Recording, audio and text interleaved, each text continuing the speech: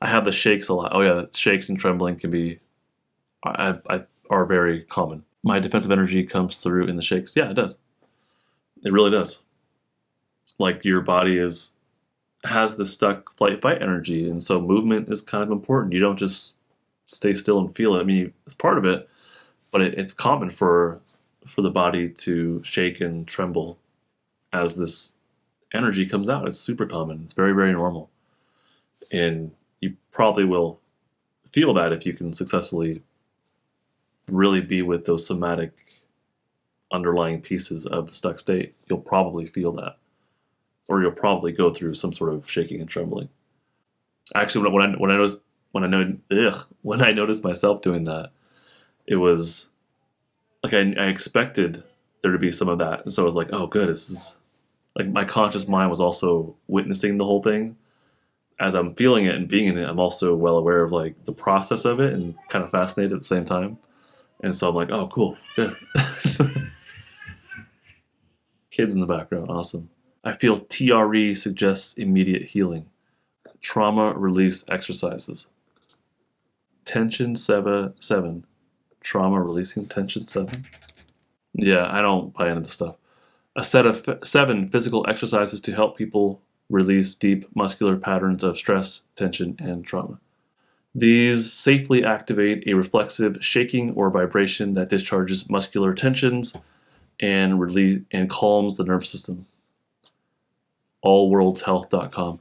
I think there's some value to it. Right. I think that people look at, actually, I don't know about TRE. I don't know about the specific modalities, but I think that people look at pieces of what's helpful. So the shaking and trembling is a result of somatic experiencing. It's not the goal. It's not like just start shaking and trembling and you're good. It's if you can mindfully build your safety pathways and then mindfully be with the defensive energy, then the shaking and trembling happens. And when it comes to, I don't know about TRE, I'm not speaking for them, but what I see people out there doing is saying, if you just do this, if you vibrate, if you shake, then that'll help in some way. And that might be true, but it's not because of the shaking. It's more because of the playful energy aspect of it. It's more because the person believes in the other person, the expert, who is recommending these things. It might be because there's co-regulation happening. It might be a placebo effect, like they just believe that it's going to work. Does it actually help someone get unstuck? I don't know. It might be helpful, but it seems like that's, I think, way too simplistic.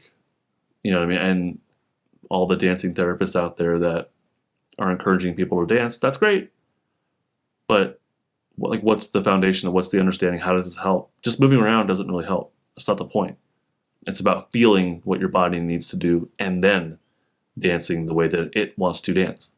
Right. TRE uses muscle contractions to cause shaking, which can cause one to be re-traumatized. I wonder, if you're putting people in position to feel their shit, like they could easily be re-traumatized, whether that's through yoga. And I don't think it's the point of yoga. I don't think yoga sets out to do that. But people, the stuck defensive energy is going to come up. If you ask people to lay down in Shavasana on the last pose of yoga, as far as I understand it, that stuff's going to come up. And people have to have an exit and a way to say no, of course. And I don't think yoga in general mandates people do these things or feel these things. But no matter what modality you're recommending, if it's about a behavior like shaking or stretching or laying down or whatever it is, if it's about the behavior and not about the mindful experience of the behavior, yeah, you're really setting people up to be re-traumatized, in my opinion. So that might be through therapy. That might be through expecting or forcing or pressuring a client to talk about what they went through. If the expectation is that just talking about it will be helpful, that could easily set somebody up to be re-traumatized because all the stuff's going to come along with it. If the expectation is that shaking, like laying down and shaking, is going to be helpful, you're asking someone to immobilize.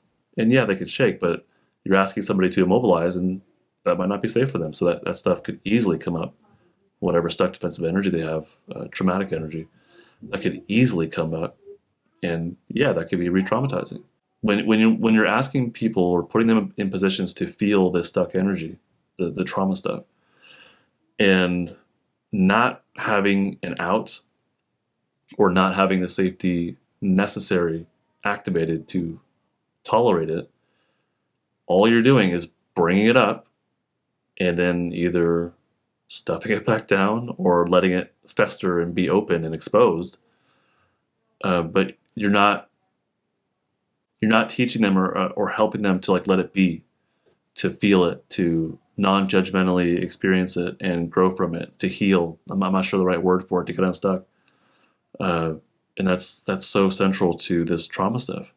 Yup, stuff comes up when one is ready. That's why the trauma sensitive yoga is helpful, because it understands the underlying stuff. That's really good. Like, it's so necessary. Always need an exit. Yeah, I call it my stealth exit. Nice. Yeah, I mean, so we have to have an option on how to say no. And, part of that is like, well, not part of that, but hopefully people have an understanding of polyvagal theory and how important it is to have the vagal brake developed, the safety pathways developed, and then they go do these things that are being taught and actually get some benefit from them. But I don't think it's happening as much as it could or should or ideally will. And so people set up these programs or devices where it's like, just do this thing and it's going to help. And that is not necessarily true. I'm glad that this kind of discussion went here. This is interesting stuff, I think. And I worry about people that are looking for the home run. They're looking for the solution, the cure. And there are people out there who will sell it to them. And again, I don't know about TR. I have no idea. I don't know enough about it. So there's always someone out there who is willing to sell you it. Speaking of which, my course, Building Safety... No, I was kidding. But there's always someone out there who's willing to like sell you the solution, and they'll base it off of something that seems credible, and, or that is credible. Like I personally feel that somatic experiencing is credible. Like, my deep dive into Peter Levine and his philosophy, his understanding of change, I find it legit. So the whole comprehensive somatic experiencing thing, I think, is legit. But to take one aspect of it and then say, I have a solution for you, it's like you're missing the entirety, the totality of experience. You're missing, there's a lot more going on that's helpful and is necessary for that trauma releasing stuff. It's not just about shaking and trembling and vibrating or whatever. Like, it's, yeah.